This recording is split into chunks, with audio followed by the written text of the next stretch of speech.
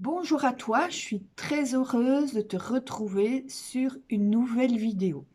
Alors la thématique du jour, ce fameux «je n'ai pas les moyens». Pourquoi je fais cette vidéo? C'est parce que j'ai en ligne où je rencontre beaucoup de personnes qui ont compris que c'était important pour elles maintenant d'investir dans leur transformation, mais qui se sentent coincées à cause de leur situation financière. Et ça me rend triste en fait de voir que toutes ces personnes qui ont qui ont des dons, toutes ces personnes qui ont des ressources, qui ont des choses réellement à offrir, n'arrivent pas en fait à faire ce qu'il faut pour pouvoir aller vers cette vie idéale, vers leur vie de rêve, simplement parce qu'elles sont coincées dans une situation financière difficile et qu'elles ne savent pas trop comment en sortir. Et donc l'objet de cette vidéo, c'est de vous expliquer comment faire. Mais avant ça, si ça t'intéresse, si mon contenu t'intéresse, ce que je vais t'inviter à faire, c'est d'abord cliquer sur la petite cloche pour être tenu au courant des prochaines vidéos que je vais sortir et de t'abonner à cette chaîne. Comme ça, tu seras automatiquement en connexion avec moi et tu auras accès de manière facile et simple à tout mon contenu. Mais revenons au sujet du jour qui est ce fameux «je n'ai pas les moyens». Alors, avant de t'expliquer comment faire pour finalement sortir de cette situation, eh bien, je vais juste prendre un tout petit moment pour te parler de moi un tout petit peu et t'expliquer comment moi j'ai fait. Euh, Il y a un moment, il y a un moment dans ma vie où je me suis trouvée dans une situation financière vraiment difficile, vraiment très tendue. Et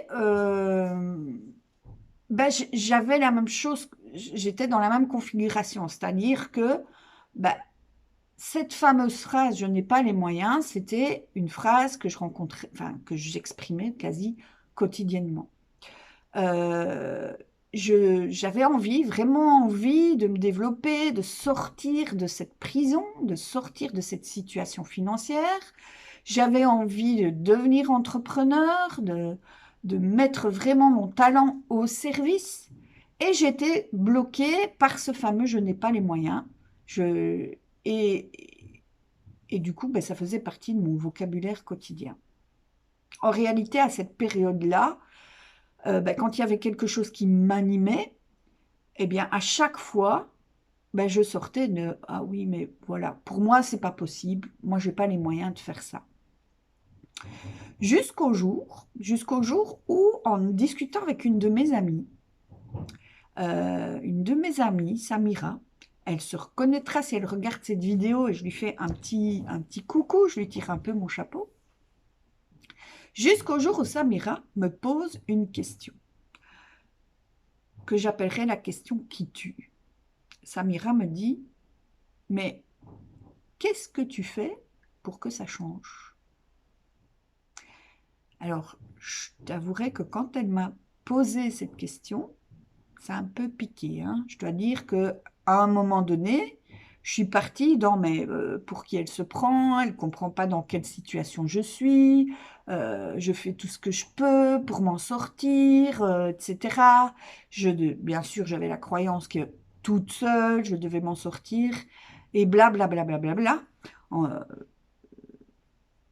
C'est vraiment une question qui m'a bouleversée. Et puis cette question, elle a continué à tourner dans mon cerveau. Et je me suis dit, mais en effet, qu'est-ce que tu fais pour que ça change? Alors là, il y a une autre partie de moi qui me dit, je fais plein de trucs pour que ça change. Attends, je me connecte à mon intention de la journée tous les matins, je me connecte à l'abondance, je lis, je regarde toutes les vidéos. Vraiment, je vais chercher du contenu à gauche, à droite, de l'information pour savoir comment reconnecter à cette abondance, sortir de cette situation difficile, etc. Et donc, je dis ça à Samira. Et Samira me dit, Ah oui, ok. Et bah, tout ça, qu'est-ce que ça a changé dans ta vie? Bah, rien, en fait. Je lui dis non, en fait, ça change rien. Je suis toujours dans la même situation. Et du coup, ça a continué de nouveau à percoler. Ça a continué à percoler et elle me dit, mais tu sais que tu as la capacité de changer ça. Tu es en fait responsable de la situation dans laquelle tu es. Je suis responsable de la situation dans laquelle je suis. Ok, mais en quoi suis-je responsable de cette situation? Donc tout ça continue à percoler en moi. Et je me dis, en fait, c'est vrai que en prenant un peu de recul, ben, le fait de chaque fois que j'ai envie, l'élan d'investir en moi, si je me dis, c'est pas fait pour toi, tu n'as pas les moyens, ben, évidemment, ben, j'étais en fait, si tu veux, un peu, tu vois, comme cette mouche qui veut sortir de la pièce et qui va se cogner à la vitre avec ce je n'ai pas les moyens, je n'ai pas les moyens. En réalité, ce qui se passait, c'est que ben, je ne me posais pas la question qui me permettait de sortir de là. C'est-à-dire que ben, j'étais en mode victime, j'étais en mode je me plains, j'étais en mode le monde est contre moi, j'étais en mode je n'ai pas de chance, la vie est dure, etc. Et donc de cette manière-là, j'étais en mode aussi je vais chercher des petits bouts de baguette magique à gauche, à droite, à l'extérieur, des choses qui vont comme par enchantement, me sortir de cette situation. Mais en réalité, de cette manière-là, je ne connais pas, et Samira avait raison, vraiment la responsabilité de ce qui m'arrivait. Et quand j'ai compris ça, alors, je me suis posé une question, je me suis posé la bonne question. C'est, OK, je sais que je veux changer ma vie. Je comprends que pour changer ma vie, je dois me transformer, je dois me faire entourer, accompagner, et que ça va me demander d'investir en moi. Ben, alors la bonne question à me poser, c'est comment, comment je peux trouver les moyens pour investir en moi? Et suite à ça, en posant cette question-là, je me suis dit, bah de nouveau, hein, tu vois, tu vas regarder ton budget mensuel, etc. Tu dis, ouais, ouais, comment, c'est facile à dire, quoi. Je me disais même, oui, toutes ces personnes qui s'offrent du coaching avec les meilleurs, etc., c'est facile pour eux, ils ont les moyens. Je retournais encore dans mon mode plaignasse. Et puis, je me suis dit, OK, comment je peux trouver les moyens? Je me suis dit, mais il y a quand même des moments où je trouve les moyens. Du coup, est-ce que je pourrais pas changer cette question et dire, mais pourquoi est-ce que je trouve les moyens? Et là, j'ai trouvé toute une série de choses pour lesquelles je trouvais les moyens. Je trouvais les moyens de financer un cheval pour ma fille. Je trouvais les moyens de trouver du budget pour partir quelques jours en vacances, parce que finalement, la vie était tellement dure. J'avais quand même bien besoin de temps en temps de prendre un peu de temps pour partir en vacances. Je trouvais les moyens pour tout un tas de choses. Et tu verras, sur ma chaîne, il y a une autre vidéo où où je t'explique comment j'ai vraiment décortiqué tout ça. En résumé, mais je trouvais les moyens pour un tas de choses qui pour moi étaient prioritaires à ce moment-là. C'est dire, c'était prioritaire pour moi que ma fille ait tout ce qu'elle veut, que ma fille ne se pose aucune question, que ma fille ne se bouge pas pour avoir ce qu'elle veut. De cette manière-là, en plus, bah, j'étais à côté de la plaque puisque je ne la mettais pas dans une configuration où elle pouvait elle-même se donner les moyens d'avoir ce qu'elle veut. Donc, c'est un peu idiot. Et donc, je me dis, ah, mais en fait, ce qui se passe, c'est pas que j'ai pas les moyens. Ce qui se passe, c'est que je ne mets pas mes priorités au bon endroit. Et si je mettais ma priorité numéro 1 au niveau de investir en moi pour devenir cette personne qui a les moyens, Investir en moi pour devenir cette personne. Investir en moi pour créer l'activité de mes rêves, mon entreprise. Investir en moi pour me sentir en sécurité financière, quoi qu'il arrive.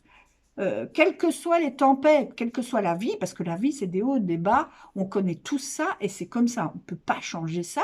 Par contre, investir en moi pour rester un roc dans cette vie qui change tout le temps, ça, c'est une valeur sûre. Du coup, première chose que j'ai faite, c'est j'ai changé mes priorités. Et de cette manière-là, quand j'ai compris que je devais changer mes priorités, que j'ai pris conscience qu'en fait, c'est investir en moi qui a fait la différence, je me suis posé une autre question. Ok, ma priorité numéro 1, c'est d'investir en moi pour devenir la personne qui réalise ses rêves. Qui maintenant? Ou à qui je vais faire appel? Comment est-ce que je vais faire, etc. Et surtout, quel budget dont j'ai besoin pour que je puisse faire mes calculs.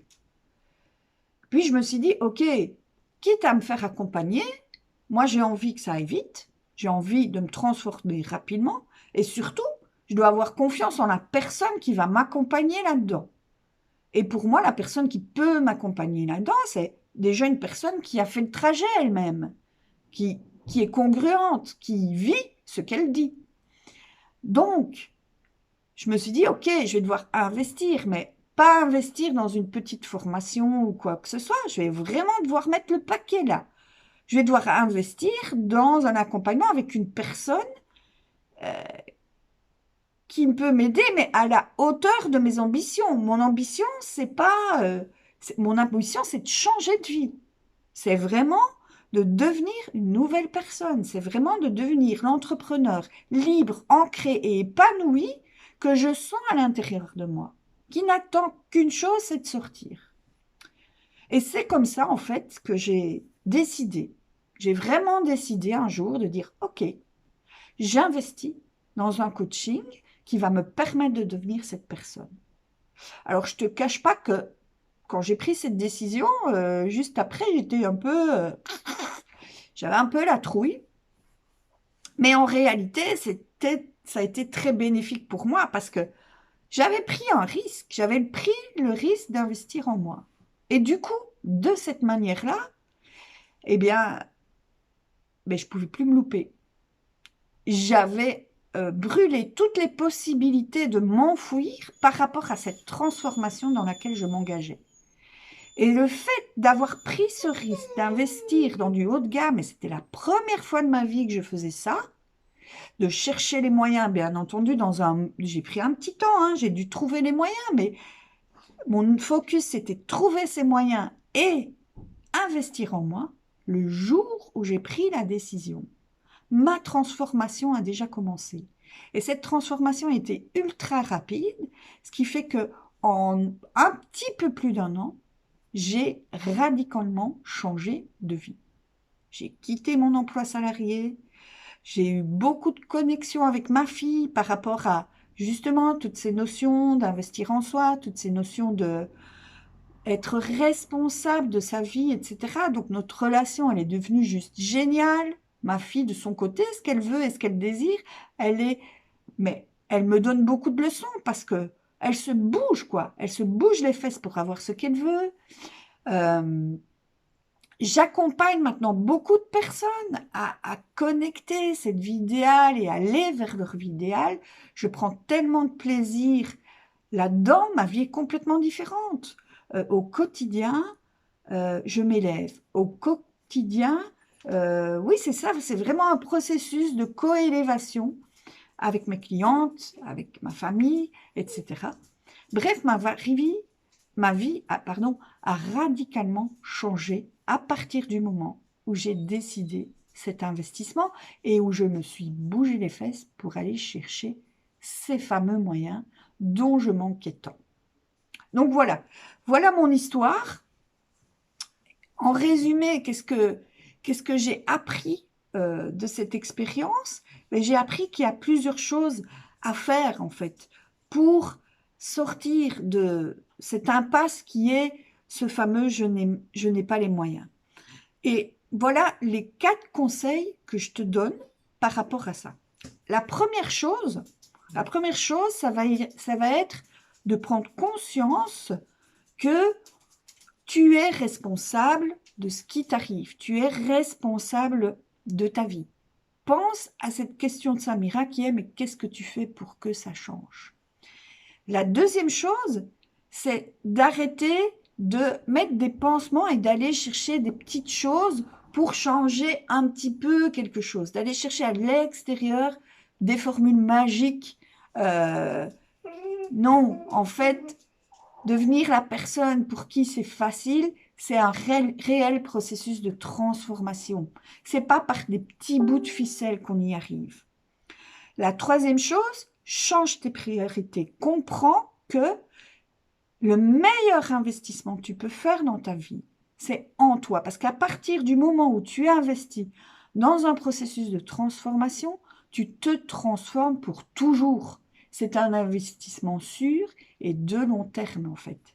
Et enfin, la dernière chose que je te propose de faire, c'est d'investir à la hauteur de ce que tu veux, à la hauteur de tes ambitions. De nouveau, sortir des trucs bout de ficelle, mais vraiment investir et prendre le risque d'un investissement important pour que tu, pardon, pour que tu te sentes complètement engagé et prête à y aller, quoi, que tu aies quelque part éliminer toutes les raisons, tous les blablas, toutes les raisons qui t'empêchent de réussir la vie de tes rêves.